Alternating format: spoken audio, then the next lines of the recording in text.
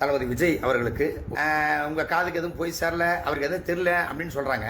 ஒரு விஷயத்தை கண்டிங்க சார், இதெல்லாம் நீங்கள் டைரெக்டாக கூப்பிட்டு அதை என்னன்னு பார்த்து சார்ட் அவுட் பண்ணுங்க. ஹாய் ஹலோ எல்லாருக்கும் வணக்கம் and welcome back to our channel. Thadi Balaji ரொம்ப ஆவேசமாக பேசி தற்போது வசமாக சிக்கியிருக்காரு அப்படின்னு தான் சொல்லணும்.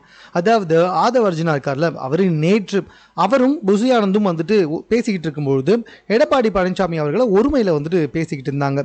இதனால் பல பேர் வந்துட்டு அவங்களோட கண்டனங்களை தெரிவிச்சிருந்தாங்க.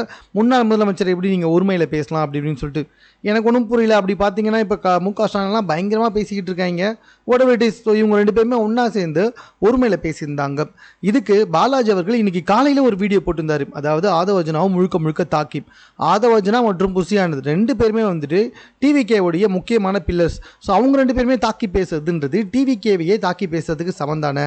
ஸோ பாலாஜி என்ன பண்ணிடுறாரு அப்படின்னு சொல்லி பார்த்தீங்கன்னா, நீங்கள் வந்துட்டு ரொம்ப வாயை அடக்கி பேசணும் அப்படி இப்படின்னு சொல்லிட்டு ஆதவ அர்ஜுனா அவர் சொன்னது மட்டும் இல்லாமல், புசி ஆனந்த் நீங்கள் வந்துட்டு உங்களோட வயசுக்கு ஏற்ற மாதிரி நீங்கள் அவரை அடக்கியிருக்கணும், நீங்களுமே அதை பண்ணாமல் சிரிச்சுக்கிட்டு இருக்கீங்க அப்படின்னு சொன்னது மட்டும் இல்லாமல், ஒரு படி மேலே போயிட்டு விஜய்க்கே ஆர்டர் போடுற மாதிரி என்ன பேசியிருக்காருன்னா, நீங்கள் முதல்ல வந்துட்டு இதெல்லாம் வந்து பாருங்கள், உங்களை எல்லாமே வந்துட்டு கட்சிக்குள்ளேயே பார்க்கறதில்ல, உங்களுக்கு எதுவுமே தெரியாது, கட்சியில் நடக்கிற ஒரு விஷயத்துலையுமே உங்களுக்கு ஒன்றுமே புரியாது அப்படின்னு சொல்லிக்கிட்டு இருக்காங்க.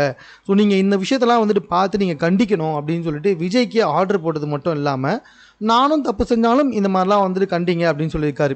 இது பத்தாதுன்னு கடைசியாக முடிக்கும்பொழுது, என்னைக்காவது ஒரு நாள் கண்டிப்பாக வந்துட்டு விஜய் எனக்கு அழைப்பை விடுப்பார், அப்போது நீங்கள் வந்துட்டு விசுவாசம்னா என்னென்னு தெரிஞ்சுக்கங்கன்னு சொல்லிட்டு ஆதவ அர்ஜுனாவையும் தாக்கி பேசியிருக்காரு. இப்படி விஜய், புசி ஆனந்த், ஆதவ அர்ஜுனா மூன்று பில்லர்ஸுமே தாக்கி பேசியிருக்காரு நம்மளுடைய பாலாஜி. ஆனால் ஒன்று பாருங்களேன், ஈவினிங் என்ன ஆச்சு அப்படின்னு சொல்லி பார்த்தீங்கன்னா, விஜய் அவர்கள் ஆதவ அர்ஜுனா பேசினது வந்துட்டு தவறு தான், ஸோ அவர் அப்படி பேசியிருக்க கூடாது அப்படின்னு சொல்லி டைரெக்டாக எடப்பாடி பழனிசாமிக்கே ஃபோன் பண்ணி பேசியிருக்காரு நம்மளுடைய விஜய். இந்த விஷயம் தெரியாமல் காயிலேயே வந்துட்டு பாலாஜி அவர்கள் இதெல்லாம் கண்டிக்கணும் அப்படி இப்படின்னு சொல்லி பேசியிருக்காரு. ஸோ இதனால் விஜய் பயங்கரமாக அப்செட் ஆகிருக்காரு. ஏன்னா டிவிகேவை எதிர்த்தே வந்துட்டு பேசியிருக்க மாதிரி தான் இருக்குது. ஏன்னா டிவிகேவை பொறுத்த வரைக்கும் இப்போ வந்தவங்களாம் வாய்ப்பு கொடுக்குறாங்க அப்படின்ற மாதிரி தான் ஆதவ அர்ஜுனாவை பார்த்து அவர் சொல்லி வந்துக்கிட்டு இருக்காரு. இந்த வீடியோலுமே வந்து சொன்னார், இது எல்லாமே விஜய் தான் அஃபெக்ட் பண்ணும், அது தெரியாமையே வந்துட்டு அந்த வீடியோவில் பேசி வந்துக்கிட்டு இருக்காரு பாலாஜி. ஸோ இதை கேள்விப்பட்ட விஜய் தற்போது பயங்கர அப்செட்லேருந்து வந்துக்கிட்டு இருக்காராம்.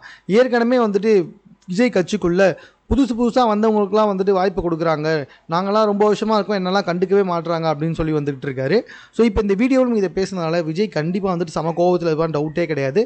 அட் த சேம் டைம் இதே வீடியோவில் எடப்பாடி பழனிசாமியை பயங்கரமாக, விஜயை விட எடப்பாடி பழனிசாமியை பயங்கரமாக புகழ்ந்து பேசியிருக்காரு. ஸோ என்றைக்காக இருந்தாலும் விஜய் வந்துட்டு பாலாஜியை சேர்க்க போகிறது கிடையாது. ஸோ பாலாஜி வந்துட்டு அஇஅதிமுகவுக்கு போகிறாரு அப்படின்றது டவுட்டு கிடையாது. ஸோ இது சம்பந்தமாக உங்கள் கருத்து என்ன அப்படின்றத நீங்கள் கமெண்ட்டில் சொல்லுங்கள். மேலும் இது போன்ற செய்திகளை உடனுக்குடன் தெரிந்து கொள்வதற்கு சென்னை சேனலை சப்ஸ்கிரைப் பண்ணுங்கள்.